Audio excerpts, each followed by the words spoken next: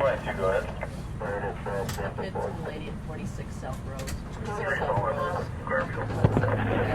911. Please, somebody killed my husband from 11.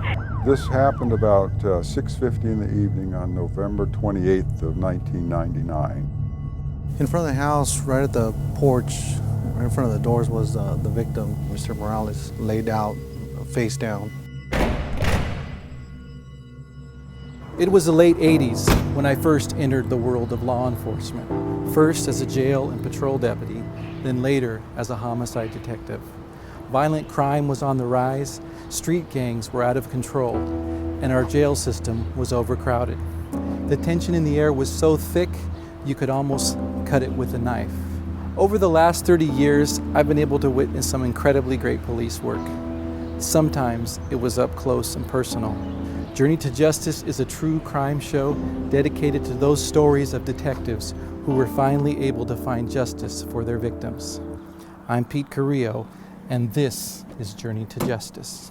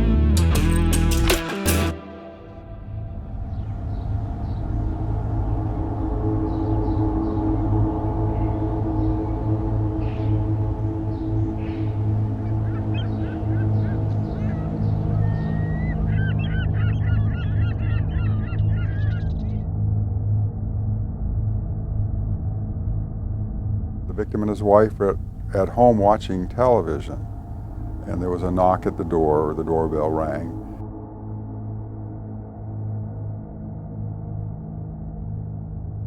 ¿Qué vamos a ver? Ah, ¿y la niña? ¿Qué le vamos a hacer a la niña? Vas a hacer todo, mijo. ¿Todo?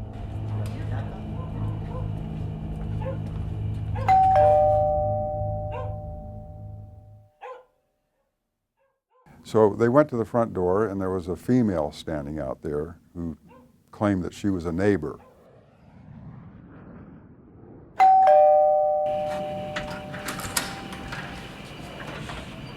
Hi, can I help you? Hi, I'm your new neighbor from down the street. I think my cat ran into your yard. Is it okay if I can go check? No, we'll check for you. What kind of cat is it? It's a black cat. Okay.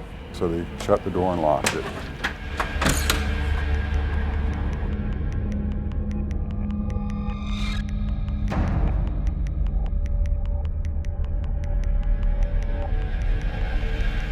Looked in the backyard, didn't see anything. Came back to the front door and opened it, and that's when the male tried to force his way in. The female wasn't there.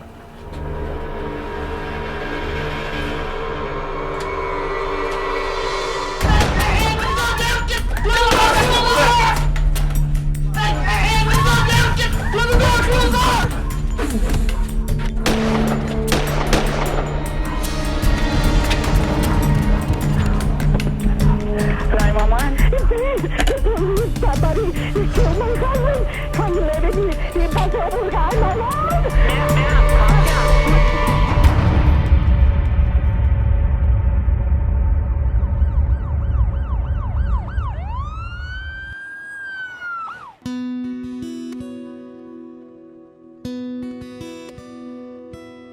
Sergio Morales was a 54-year-old furniture store owner who had worked hard his entire life. He was known in the community as a man with a heart of gold, who would go out of his way to help others in need. He and his wife had just purchased their dream home in an affluent neighborhood of San Diego County. Christmas was fast approaching as they made plans to spend time with their family over the holiday. Little did they know, their American dream was about to be shattered.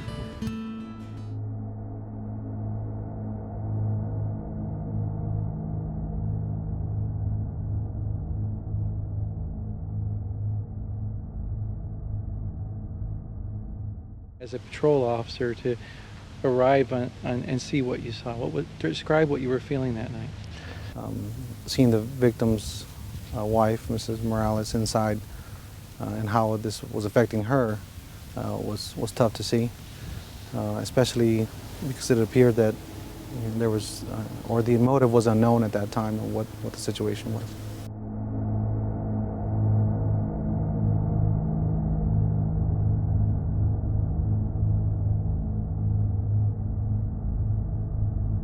In front of the house, right at the porch, right in front of the doors was the victim, Mr. Morales, laid out, face down. And there were a couple of casings there, and there was a black knit cap or a beanie that was also close to his feet.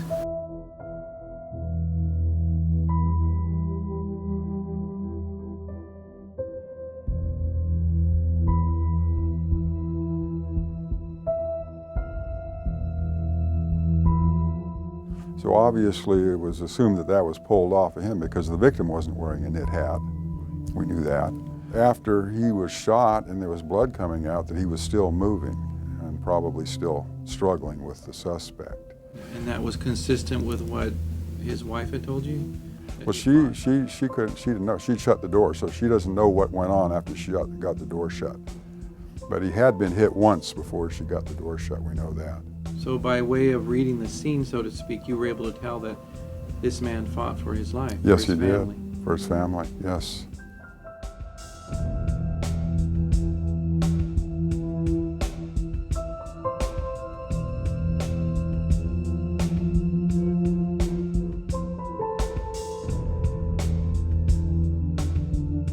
Is it possible that they were just randomly targeted? Could be. One neighbor did report seeing a suspicious dark-colored van or SUV-type vehicle cruising up and down the street for quite some time, very slowly, and it kept passing by, like they were maybe looking for something. Another neighbor reported that someone had knocked at his door not too long before this happened. He didn't go to the door. He kind of looked out and then went to the side and looked out. He didn't want to answer the door.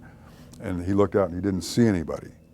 And then a short time after that is when all the activity started and the police were there. And so it may be that this person went to that residence first.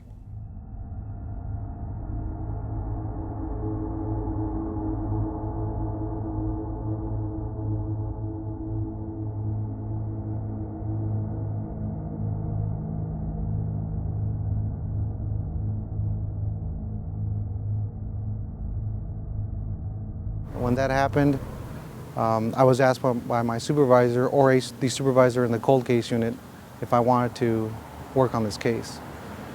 He remembered seeing my name on one of the reports, and because I had experience working a homicide, he asked me if I wanted to work it along with Bob Conrad from Chula Vista PD, and I agreed.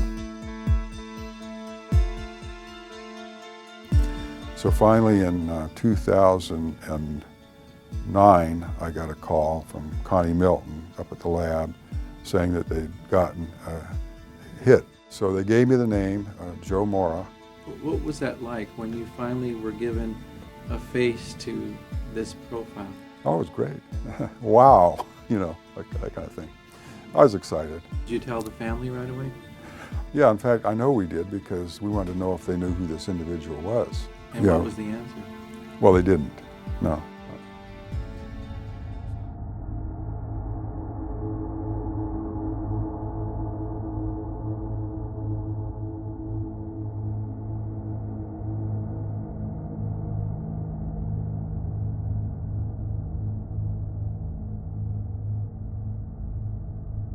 So we started investigating, and we didn't want to tip him off that we were looking at him. And we did learn that he had relatives living down here. In San Diego County? Yes. You know, we started contacting his former girlfriends. He had a history of domestic violence. He would beat these women up. The most recent was to his current girlfriend, and that's the one that got him into prison. He beat her up really badly, and she ended up in the hospital. And the sheriff's department up there took a report, and he ended up going to prison. Well, there was one girlfriend. She was a criminal justice major and was interested in watching forensic files and programs like that. And one time they were sitting there watching forensic files, and he just turns to her and he says, "How long before DNA catches up to you?"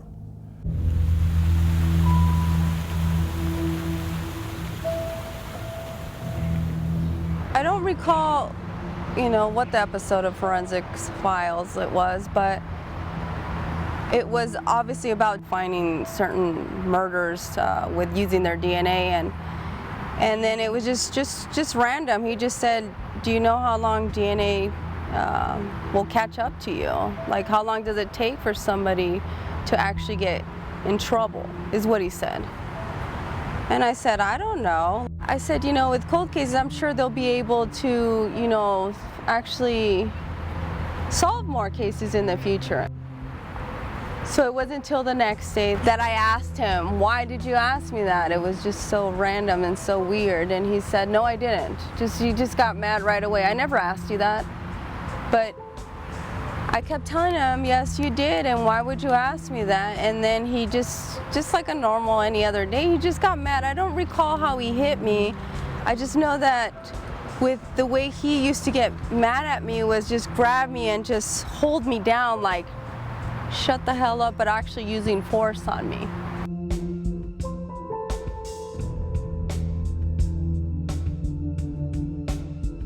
We spoke to her, and she said yes, he did have guns. He often carried a gun, and he had it stuffed down the front of his waistband.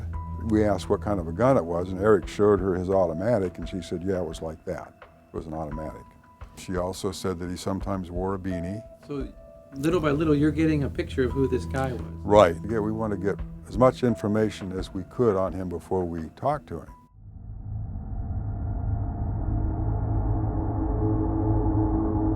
She talked about times when he would leave for days at a time, and often he would come to San Diego to spend time with his relatives. And there was one incident she remembers. He'd been gone for several days. He came back and took his clothes off, and she saw there was blood smeared on the front of his underwear.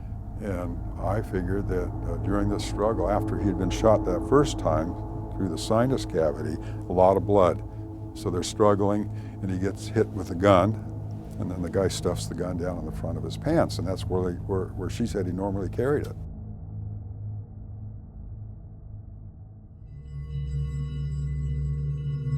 By the time we wanted to talk to our suspect, Mr. Mora, we went up to Van Nuys, and he was on parole at the time. We made arrangements with the parole officer to interview him at the parole office, asking him basic questions about his relation to San Diego, to Chula Vista, if there was a job. And we only interviewed him for maybe 25 minutes total, and didn't tell him what it was right away. And then we brought up that we were investigating a homicide that happened down there, and that the victim had been killed in front of his house on his front porch. So then we started asking him if he'd ever owned a gun. Never owned a gun. Have you ever possessed a gun? Never possessed a gun. Then we started getting into the beanie. Did you ever own a beanie? Nope, never did. Did you ever wear a beanie? Nope, never wore a beanie. And his demeanor through all this is just flat. I mean, he's unemotional. You know, when you start talking to somebody about a murder and they're a suspect in a murder, you expect more of a reaction from them. But this guy was just flat. Can't help you with that, he would say. Can't help you with that. We had shown him some photos of the scene with a hat and the victim. Never during this conversation did we mention that it was a home invasion that went bad, never. At the end of the interview, I wanted him to make sure that he understood that we were not going to go anywhere. So I told him, if you think that we're just going to walk away and act like, okay, well, you don't know anything, I told him, you're mistaken. Bob and I are going to come back. You're going to see us walk through the door, and you're going to know why. And we're coming back for you. Yeah, the agent did tell us that he was freaked out after he left us.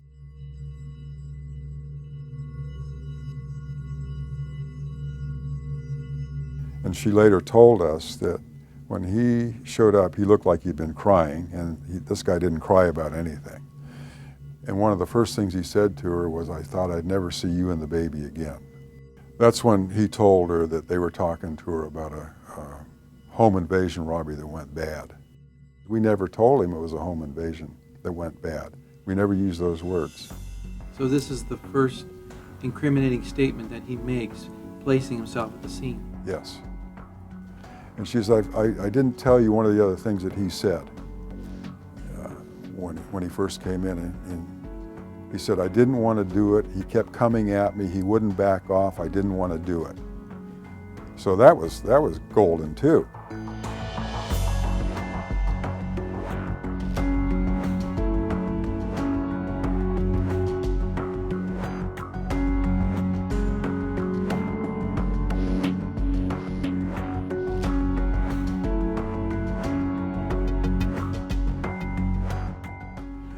They got location. They figured out a location of where he might be. They were pretty sure he was there.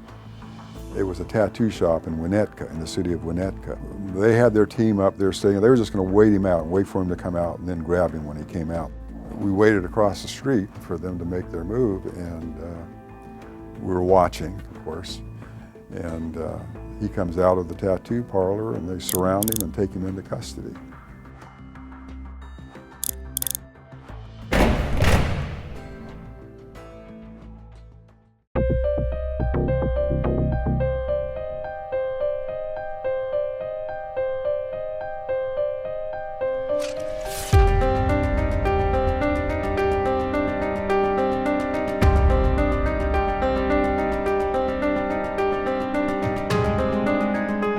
I was on my way home, and Andrea called me and said, hey, they've got a verdict and they're going to be coming back within the hour. And, you know, I was nervous, of course. You never know how these are going to go with a jury. You just never know. But they started reading the verdict, and guilty, guilty, guilty on each count, every count, guilty. And how did that feel? Great. I mean, it was emotional. In fact, the tissues were too far away. They were over at his table, and I couldn't reach them. So, But you couldn't use them at that point. It was pretty emotional for me. I don't get emotional very often about these things, but it was, you know. At some point, did you meet up with the family after the verdict? Yeah. Anything stand out in your mind about this family? Well, they were forgiving. They forgave him. I could have never done that. If he'd killed one of my family members, I just couldn't have done it, but they all forgave him. Good morning. We're here in the case of the People versus Joe Mora. May I have appearances, please? Andrea Freshwater, Deputy District Attorney on behalf of the people, and Your Honor, seated next to me at council table is Detective Conrad. Good morning to both of you. Juliana Humphrey, Public Defender's Office, along with Donald Barajas of the same office, on behalf of Joe Mora, who's present in custody. Good morning to both of you, and good morning, Mr. Mora. Good morning, Your Honor. Okay, the jury reached its verdict on this case after a trial on July 7th. We're here today for sentencing. Before we go to actual sentencing, I understand that a number of the victims, relatives of the decedent, would like to address the court. Is that correct, Ms. Freshwater? That is correct, Your Honor. 15 years ago, our lives were changed forever because of the cowardly act of one person, and that person is Joe Mora. Our faith was tested that fatal night, and for years to come. But with God's glory, we continued strong, knowing that God would never forget our pain and that justice would be served here on earth. Many times I imagined and dreamed of what I would say to that person that was responsible for taking his life. And standing here today, I realized that many lives were changed, including yours, your children's. I have forgiven you, Joe, because when you forgive somebody, I'm free. I'm free of the pain that you caused us. I'm free of knowing I won't see my father here on earth, but I'll see him one day because I have faith. We don't know where you're going. This is the picture of my dad with his smiley face. And this is the way I'm going to remember him forever. He was a good man. You took a good man's life. And again, I say, I forgive you. And just pray for your soul. Y te quiero decir a ti And I want to tell you que a pesar del dolor tan grande que me has causado that even with the pain and sorrow that you have caused me, y que le has causado a mi familia, and that you have caused my family, a pesar de que fríamente me quitaste el amor de mi vida, even if you coldly took the love of my life, yo te ofrezco mi perdón. I offer you my forgiveness. I'm grateful to be able to say that we live in a country that follows through with serving justice, and I have peace in knowing that this person who took my father's life will not be able to hurt anyone in this society again. I'm beyond grateful for the hard work that Mrs. Freshwater, Mr. Conrad, and Mr. Nava put into bringing this justice and this closure to our lives. There are no words to describe how thankful I am that they never gave up. The pain, the trauma, emotional, physical, and psychological damage that the murder of my father caused me and the rest of my family will never be completely erased. The day I received the horrific call from my mom screaming for me to come because my father was shot to death was the most devastating day of my life. The memory of seeing my dad's lifeless body on his front porch has haunted me beyond what any words can describe. I struggled so much with thinking about what to say to you today. Do you realize how deeply you've hurt us? Do you have any remorse for what you did? For tearing our hearts to pieces and destroying our family as we knew it. I thought that the right thing for me to say to you today would be that I forgive you. I have prayed and will continue to pray that one day you will truly repent for what you've done and humble yourself before God and receive His forgiveness and His salvation, and someday be able to experience His love and His hope. Thank you. Thank you, Ms. Carrillo. Then probation is denied, and Mr. Mora, you're committed to the California Department of Corrections and Rehabilitation for a term of life without the possibility of parole, plus an additional consecutive term of 25 years to life. I will give you credits for the 699 days you've actually spent in custody to date. Mr. Mora is not eligible for release on parole. All right, good luck to you all, and thank you all.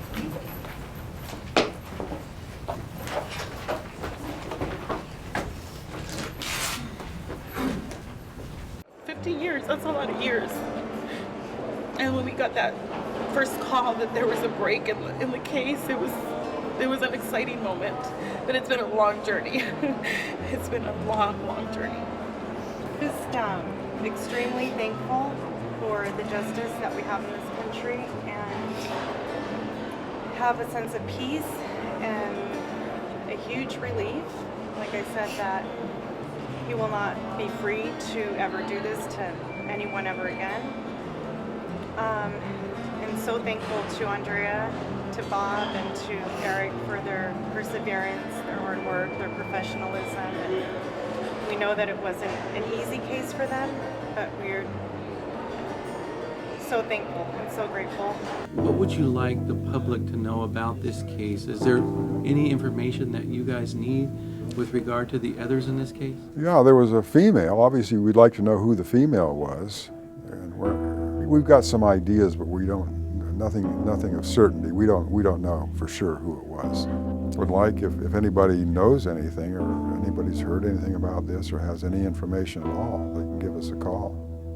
If this were to happen to anybody of your family, wouldn't you want justice to be served? And you'll be set free too if you turn yourself in, or if somebody has some kind of a clue of who could have been with him, who was with him when he committed this crime. I ask that they come forward. There's no good in holding this evidence and holding this stuff. But again, we're strong and know that something will happen. There'll be a break. There'll be another break. We're going to keep our faith.